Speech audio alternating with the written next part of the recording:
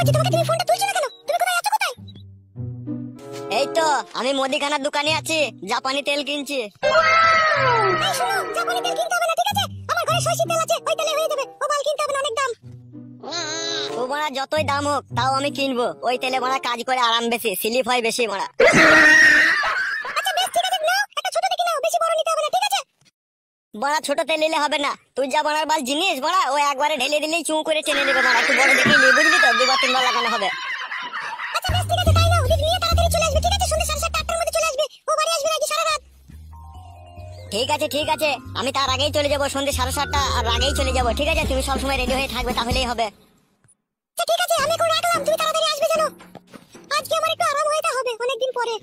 মোবাইলটাও charge নেই, মোবাইলটা চার্জে বসাই।